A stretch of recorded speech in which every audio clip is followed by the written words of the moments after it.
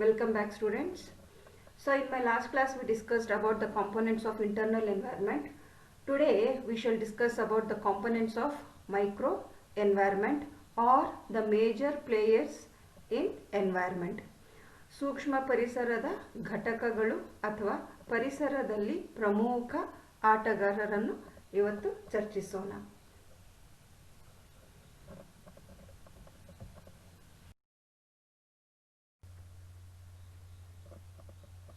So students, before going to the components of microenvironment, let us study what is the meaning of microenvironment. Microenvironment is an external environment that is which resides or which stays outside the organization. This environment is specific and particular in nature to each industries. That is, whatever changes occurs in this microenvironment will have different impact or different bearings on the industries. That is, the impact or the influence will be different from industry to industry. ಸೂಕ್ಷ್ಮ ಪರಿಸರ ಇದು ಕಂಪನಿಯ ಹೊರಗೆ ವಾಸಿಸುವ ಬಾಹ್ಯ ಪರಿಸರವಾಗಿದ್ದು ಈ ಪರಿಸರವು ಪ್ರತಿ ಸಂಸ್ಥೆಗೆ ನಿಶ್ಚಿತ ಮತ್ತು ನಿರ್ದಿಷ್ಟ ಸ್ವರೂಪದಲ್ಲಿದೆ. ಅಂದರೆ ಯಾವುದೇ ಒಂದು ಬದಲಾವಣೆ ಆದಲ್ಲಿ ಈ ಸೂಕ್ಷ್ಮ ಪರಿಸರದಲ್ಲಿ ಏನೇ ಬದಲಾವಣೆ ಆದರೂ ಇದು ಕಂಪನಿಯಿಂದ ಕಂಪನಿಗೆ ಬೇರೆ ಬೇರೆ ತರಹದ ಪರಿಣಾಮವನ್ನು ಬೀರುವಂಥ ಪರಿಸರವಾಗಿರುತ್ತೆ. ಸೊ ಒಂದು ಇಂಡಸ್ಟ್ರಿಯಿಂದ ಇನ್ನೊಂದು ಇಂಡಸ್ಟ್ರಿಗೆ ಪರಿಣಾಮ ಬೇರೆ ಇರುತ್ತೆ. Whereas in macro environment, whatever changes happens in this micro environment, the influence or the impact will be same to all the industries. ಸಮಗ್ರ ಪರಿಸರದಲ್ಲಿ ಏನು ಬದಲಾವಣೆ ಆದರೂ ಎಲ್ಲ ಕಂಪನಿಗೂ ಹೆಚ್ಚಾಗಿ ಒಂದೇ ರೀತಿಯಾದ ಪರಿಣಾಮವನ್ನು ಅದು ಬೀರುವಂಥದ್ದು.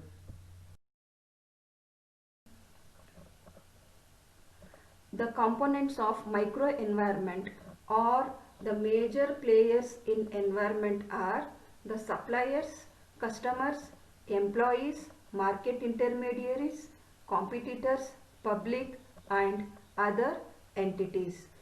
So today we shall study how these components or the major players have an impact or how does they change the activities of the business whenever changes happens in these components. ಸೂಕ್ಷ್ಮ ಪರಿಸರದ ಘಟಕಗಳು ಅಥವಾ ಪರಿಸರದಲ್ಲಿನ ಪ್ರಮುಖ ಆಟಗಾರರು ಯಾರ್ಯಾರಂದ್ರೆ ಪೂರೈಕೆದಾರರು, ಗ್ರಾಹಕರು, ನೌಕರರು, ಮಾರುಕಟ್ಟೆ ಮಧ್ಯವರ್ತಿಗಳು, ಪ್ರತಿಸ್ಪರ್ಧಿಗಳು ಅಥವಾ ಸ್ಪರ್ಧಾಳುಗಳು, ಸಾರ್ವಜನಿಕರು ಮತ್ತು ಇತರ ಘಟಕಗಳು. ಈ ಘಟಕಗಳು ನಮ್ಮ ವ್ಯವಹಾರದ ಚಟುವಟಿಕೆ ಮೇಲೆ ಯಾವ ರೀತಿ ಪರಿಣಾಮ ಬೀರ್ತವೆ ಅನ್ನೋದನ್ನ ನಾವು ಮುಂದಿನ ಭಾಗದಲ್ಲಿ ಚರ್ಚಿಸೋಣ. The very first point is suppliers. Who are these suppliers? Suppliers are those people who provide the company the raw materials and other factors of production for production activities. They are both, that is the company and the suppliers are interdependent for their survival. So the company should maintain a good relation with such suppliers who provide the raw materials on a right time of good quality and the required quantity for right price. If they provide all these, then they will have a positive impact on your company. If they don't provide the raw material as per your requirement, then definitely it will lead to a negative impact on your company. ಪೂರೈಕೆದಾರರು ಅಂದ್ರೆ ಯಾರು? ನಿಮ್ಮ ವ್ಯವಹಾರಕ್ಕೆ ಕಚ್ಚಾ ಸಾಮಗ್ರಿಗಳನ್ನು ಅಥವಾ ಅಂಶಗಳನ್ನು ಒದಗಿಸಿಕೊಡುವಂಥವರೇ ಪೂರೈಕೆದಾರರು. ಸೊ ಪೂರೈಕೆದಾರರು ಯಾವ ರೀತಿ ಇರಬೇಕಂತೆ ಅಂದರೆ ಅವರು ನಿಮಗೆ ಬೇಕಾದ ಹೊತ್ತಿಗೆ ಬೇಕಾದ ಗುಣಮಟ್ಟವನ್ನು ಬೇಕಾದ ಕ್ವಾಂಟಿಟಿಯಲ್ಲಿ ಒಳ್ಳೆ ಪ್ರೈಸಿಗೆ ನಿಮ್ಮ ಆದ್ಯತೆ ತಕ್ಕಂತೆ ಅವರು ಕಚ್ಚಾ ವಸ್ತುವನ್ನು ಒದಗಿಸಿಕೊಟ್ರೆ ಅವರು ನಿಮ್ಮ ಕಂಪನಿ ಮೇಲೆ ಒಳ್ಳೆಯ ಪರಿಣಾಮವನ್ನು ಬೀರ್ತಾರೆ.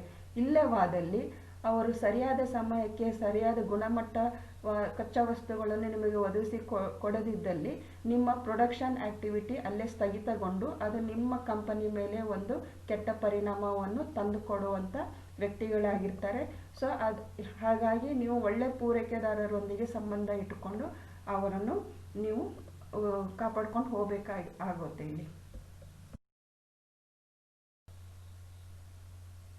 And the next component in microenvironment is intermediaries or resellers or the middlemen. So who are these middlemen? These are the people who come in between the manufacturer and the customer.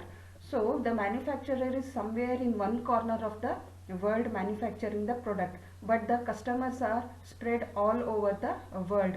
These are the people who makes your product available to the customers at right time, of right quality, of right quantity, at right price. So you have to catch hold of such intermediaries or middlemen, or you have to maintain a good channel of distribution to have a positive impact on your company. You have to maintain a good relation with these distributors so that they will work to achieve your objectives. If this channel is not properly organized or the middlemen are not working for the distribution of your goods, then definitely it will have a negative impact on your company. ಮಧ್ಯವರ್ತಿಗಳು ಅಥವಾ ಮರು ಮಾರಾಟಗಾರರು ಅಂದರೆ ಯಾರು? ನಿಮ್ಮ ಕಂಪನಿಯ ವಸ್ತುಗಳನ್ನು ಅಥವಾ ಉತ್ಪನ್ನಗಳನ್ನು ಗ್ರಾಹಕರಿಗೆ ತಲುಪಿಸುವಂಥ ವ್ಯಕ್ತಿಗಳಾಗಿರ್ತಾರೆ. ಸೊ ಉತ್ಪಾದನೆ ಮಾಡುವವರು ಜಗತ್ತಿನ ಒಂದು ಮೂಲೆಯಲ್ಲಿ ಉತ್ಪಾದನೆಯನ್ನು ಮಾಡಿದಾಗ ಜಗತ್ತಿನ ಸುತ್ತಲೂ ಹರಡಿರುವಂಥ ಗ್ರಾಹಕರಿಗೆ ಉತ್ಪನ್ನವನ್ನು ತಲುಪಿಸುವಂಥ ವ್ಯವಸ್ಥೆ ಮಾಡುವವರೇ ಈ ಮಧ್ಯವರ್ತಿಗಳು. ಈ ಮಧ್ಯವರ್ತಿಗಳೊಂದಿಗೆ ನೀವು ಒಳ್ಳೆ ಸಂಪರ್ಕವನ್ನು ಇಟ್ಕೊಂಡು ಸರಿಯಾದ ಹೊತ್ತಿಗೆ ಸರಿಯಾದ ಸಮಯಕ್ಕೆ ಸರಿಯಾದ ಗುಣಮಟ್ಟದ ಉತ್ಪನ್ನವನ್ನು ಗ್ರಾಹಕರಿಗೆ ಬೇಕಾಗಿರುವಂಥ ಉತ್ಪನ್ನವನ್ನು ನೀವು ಅವರು ಒದಗಿಸಿಕೊಟ್ಟಲ್ಲಿ ಅದು ನಿಮಗೆ ಒಳ್ಳೆ ಪರಿಣಾಮವಾಗಿ ಮೂಡಿ ಬರ್ತದೆ. ಇಲ್ಲವಾದಲ್ಲಿ ಅದು ಒಂದು ಕೆಟ್ಟ ಪರಿಣಾಮವಾಗಿ ಪರಿವರ್ತಿಸಬಹುದು. And the third point is customers. Customers are those who buy your products, that is who purchase the product for their final use or for reselling or reusing your products.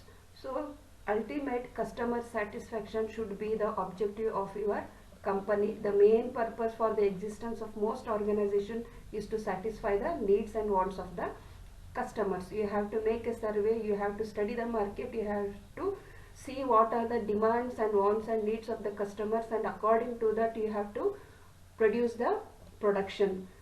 Or else if you don't survey the market, if you don't find the needs and wants of the customers, and if you don't produce the products according to the wants and needs, definitely there will be a negative impact on your company.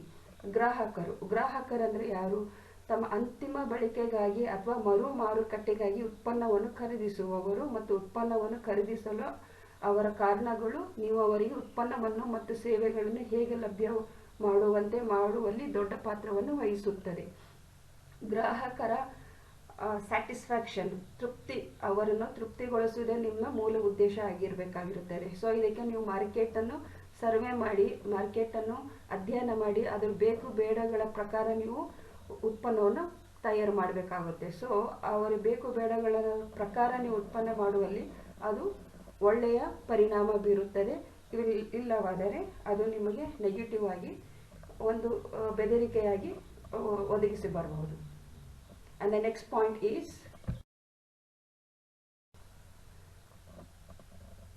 the competitors. Who are these competitors? Competitors are those who sell the same type or similar products and services in the market. So you have to show the customers that your product is something different and unique from the competitors. You have to struggle a lot and you have to watch every movement of the competitors and what strategies are being used by the competitors or should be used by your company to be leading company, and you should ensure that your quality is the best quality, and also you should see that your price and quality should be better than the competitors. The ಪ್ರತಿಸ್ಪರ್ಧಿಗಳು ನಿಮ್ಮ ಸಂಸ್ಥೆಯಂತೆ ಉತ್ಪನ್ನಗಳನ್ನು ಮತ್ತು ಸೇವೆಗಳನ್ನು ಮಾರಾಟ ಮಾಡುವವರಿಗೆ ನಿಮ್ಮ ಮಾರುಕಟ್ಟೆ ಸ್ಪರ್ಧಾಳಿಗಳು ಎಂದು ಕರೆಯುತ್ತಾರೆ. ಸೊ ಈ ಸ್ಪರ್ಧಾಳಿಗಳು ಭಿನ್ನ ಭಿನ್ನವಾದ ಸ್ಟ್ರಾಟಜೀಸ್ ಅಥವಾ ತಂತ್ರಗಳನ್ನು ಬಳಸ್ಕೊಳ್ತಿದ್ದಾರೆ. ಸೊ ಆ ತಂತ್ರಗಳನ್ನು ನೀವು ಸಹ ಬಳಸಿ ನೀವು ಮಾರುಕಟ್ಟೆಯಲ್ಲಿ ಲೀಡಿಂಗ್ ಕಂಪನಿಯಾಗಿ ಅವರಿಗಿಂತ ಒಳ್ಳೆಯ ಭಿನ್ನವಾಗಿರುವಂಥ ವಿಶಿಷ್ಟವಾಗಿರುವಂಥ ಉತ್ಪನ್ನವನ್ನು ನೀವು ಮಾರುಕಟ್ಟೆಗೆ ಒದಗಿಸಿಕೊಟ್ರೆ, ಗ್ರಾಹಕರಿಗೆ ಒದಗಿಸಿಕೊಟ್ರೆ ನೀವು ಮಾರುಕಟ್ಟೆಯಲ್ಲಿ ಮುಂದಾಳತ್ವವನ್ನು ವಹಿಸ್ತೀರಿ. ಅದು ನಿಮಗೆ ಒಳ್ಳೆಯ ಪರಿಣಾಮವನ್ನು ಬೀರುತ್ತದೆ. ಪ್ರತಿಸ್ಪರ್ಧಿಗಳನ್ನು ನೀವು ಸೋಲಿಸೇ ಇದ್ದಲ್ಲಿ ನೀವು ಏನಾದರೂ ಸೋತರೆ ಅದು ಕೆಟ್ಟ ಪರಿಣಾಮವಾಗಿ ಪರಿಗಣಿಸಬಹುದು.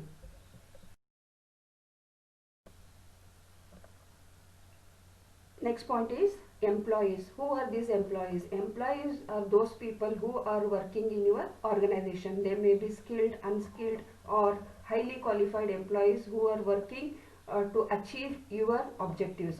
So you have to see that you are satisfying each and every employees in your organization.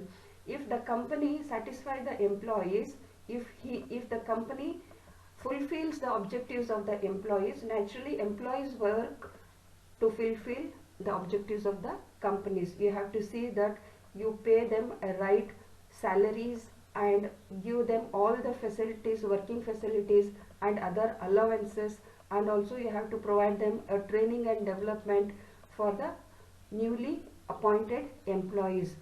If you have a good relation with these employees, naturally they will struggle hard and strive hard to achieve the objectives of the company. If you don't satisfy these employees, then they may go for strikes and like lockouts, which may have a bad impact or negative impact on your company. ನೌಕರರು, company ಉತ್ಪಾದನೆಯ ಪ್ರಮುಖ ಅಂಶವೆಂದರೆ ನೌಕರರು. ಯಾರು ಇವರು ನೌಕರರು? ನಿಮ್ಮ ಕಂಪನಿಯಲ್ಲಿ ಕೆಲಸ ಮಾಡುವಂಥ ನೌಕರರು. ಸೊ ಈ ನೌಕರರಿಗೆ ನೀವು ಸರಿಯಾದ ಸಮಯಕ್ಕೆ ಅವರಿಗೆ ಸ್ಯಾಲರಿಯನ್ನು ಒದಗಿಸಿಕೊಟ್ಟು ಎಲ್ಲ ಬೇಕಾಗಿರುವಂಥ ವ್ಯವಸ್ಥೆಯನ್ನು, ಕೆಲಸದ ವ್ಯವಸ್ಥೆಯನ್ನು ಮಾಡಿ, ಅನುಕೂಲಕರ ವ್ಯವಸ್ಥೆಗಳನ್ನು ಮಾಡಿ ಅವರಿಗೆ ತರಬೇತಿಯೊಂದಿಗೆ ಎಲ್ಲ ಅನುಕೂಲ ಮಾಡಿಕೊಟ್ಟಲ್ಲಿ ಅವರು ನಿಮ್ಮ ಅಂದರೆ ಕಂಪನಿಯ ಉದ್ದೇಶಗಳನ್ನು ಈಡೇರಿಸುವಲ್ಲಿ ಸಫಲರಾಗ್ತಾರೆ. ಇಲ್ಲವಾದಲ್ಲಿ ಸ್ಟ್ರೈಕ್ ಆಗಲಿ, ಲಾಕೌಟ್ಸ್ ಆಗಲಿ, ಈ ರೀತಿ ಅವರು ಕೆಲಸವನ್ನು ಬಿಟ್ಟು ನಿಮ್ಮ ಕಂಪನಿಯ ಮೇಲೆ ಒಂದು ಕೆಟ್ಟ ಪರಿಣಾಮ ಬೀರುವಂಥ ಕೆಲಸ ಸಹ ಮಾಡಬಹುದು.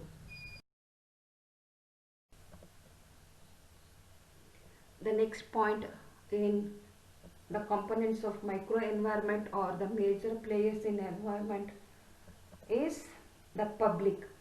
Public are the different groups of people who take interest in the happenings of the society. They protect the common interest of people and society. Public watch programs and practice of business.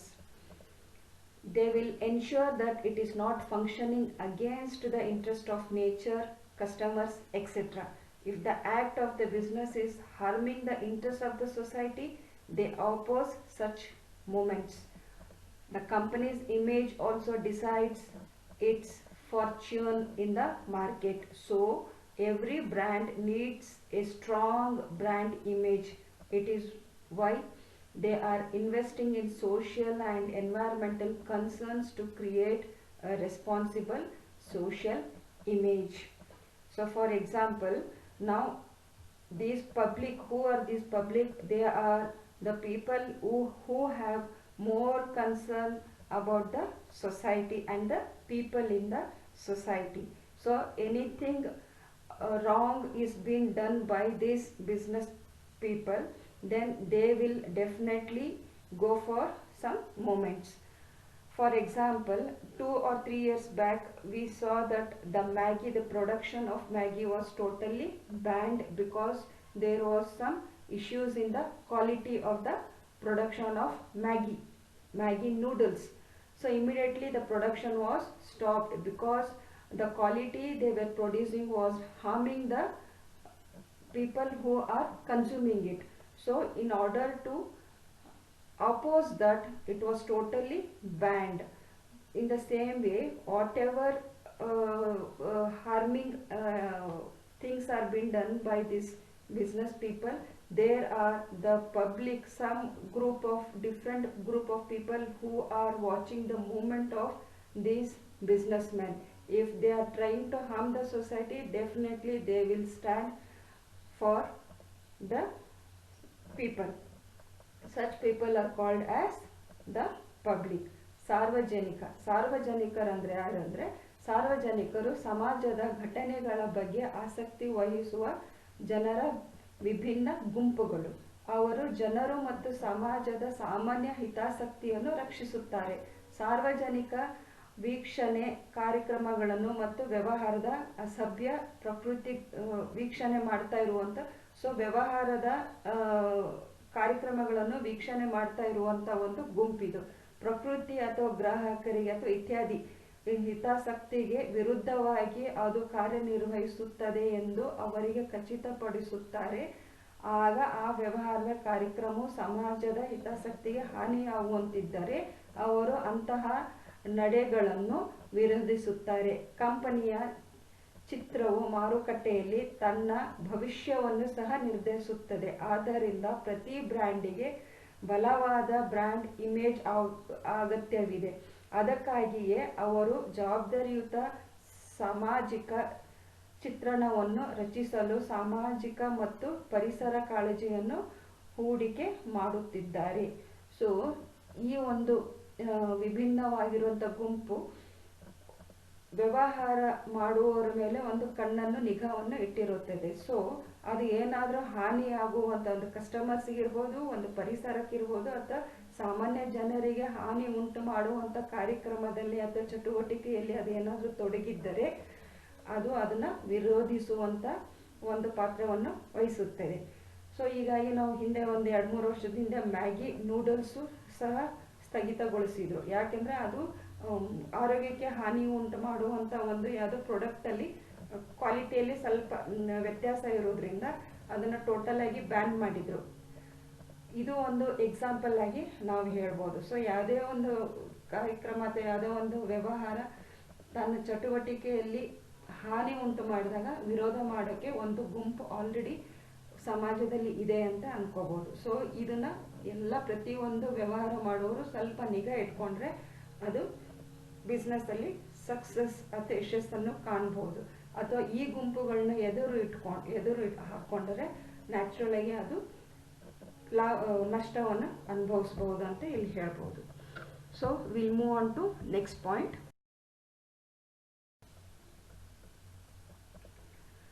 The next and the last point is other entities. The general environment of business in a particular locality helps the growth of business. Establishing the business in such locality helps the business to have transportation, communication, banking, etc. in those areas will be better due to presence of so many business units. Existence of other entities also helps to form business associations like the Chamber of Commerce, trade associations, etc. Through such associations, firms can represent their problems with the government. ಇತರ ಘಟಕಗಳು. ನಿರ್ದಿಷ್ಟ ಪ್ರದೇಶದಲ್ಲಿನ ವ್ಯವಹಾರದ ಸಾಮಾನ್ಯ ವಾತಾವರಣವು ವ್ಯವಹಾರದ ಬೆಳವಣಿಗೆಗೆ ಸಹಾಯ ಮಾಡುತ್ತದೆ. ಅಂತಹ ಪ್ರದೇಶದಲ್ಲಿ ವ್ಯಾಪಾರವನ್ನು ಸ್ಥಾಪಿಸುವುದು, ಸಾರಿಗೆ, ಸಂವಹನ, ಬ್ಯಾಂಕಿಂಗ್ ಇತ್ಯಾದಿಗಳಲ್ಲಿ ಆ ಪ್ರದೇಶಗಳಲ್ಲಿ ಅನೇಕ ವ್ಯಾಪಾರ ಘಟಕಗಳು ಇರುವುದರಿಂದ ಉತ್ತಮವಾಗಿರುತ್ತದೆ. ಇತರ ಘಟಕಗಳ ಅಸ್ತಿತ್ವದ ಬೆಂಬಲ ಇದ್ದಲ್ಲಿ example chamber of commerce, trade ಅಸೋಸಿಯೇಷನ್ಸ್ಗಳಂತ ವ್ಯಾಪಾರ ಸಂಘಗಳನ್ನು ರಚಿಸಲು ಸಹಾಯ ಮಾಡುತ್ತದೆ. ಅಂತಹ ಸಂಘಗಳ ಮೂಲಕ ಸಂಸ್ಥೆಗಳು ತಮ್ಮ ಸಮಸ್ಯೆಗಳನ್ನು ಸರ್ಕಾರದೊಂದಿಗೆ ಪ್ರತಿನಿಧಿಸಬಹುದು. ಸೊ ಕೆಲವೊಂದು ಲೊಕೇಶನ್ ಅಲ್ಲಿ ನೀವು ಬಿಸ್ನೆಸ್ ಮಾಡಿದಾಗ, so if you establish the business in a particular environment, you will have some sort of advantage. You will have some facilities like transportation, communication, and some other facilities can also be provided depending on the locality where you are establishing your business. So ನೀವು ಸ್ಥಾಪನೆ ಮಾಡುವಂಥ ಒಂದು locality ಅಥವಾ ಒಂದು ಸ್ಥಳ ಅದು ನಿಮಗೆ ಕೆಲವೊಂದು ಸಂಪನ್ಮೂಲಗಳನ್ನು ಒದಗಿಸಿಕೊಟ್ಟು ಅದು ನಿಮ್ಮ ಬಿಸ್ನೆಸ್ಸಿಗೆ ಕೆಲವೊಂದು ಅನುಕೂಲಗಳನ್ನು ತಂದು ಕೊಡುವಂಥ ಒಂದು ವ್ಯವಸ್ಥೆನೂ ಮಾಡುವಂಥದ್ದು. ಸೊ ಅದಕ್ಕೆ ಅದರ್ ಎಂಟಿಟೀಸ್ ಅಥವಾ ಇತರ ಘಟಕಗಳು ಅಂತ ಇಲ್ಲಿ ಹೇಳ್ಬೋದು. So these are the different components of micro environment are the major players in environment. So in my next class will come out with the factors of macro environment or the components of macro environment. ಅಂದ್ರೆ ಸಮಗ್ರ ಪರಿಸರದ ಘಟಕಗಳೊಂದಿಗೆ ಮುಂದಿನ ಕ್ಲಾಸಿಗೆ ನಾವು ಭೇಟಿಯಾಗೋಣ.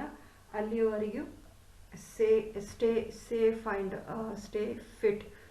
Thank you very much. Have a nice time.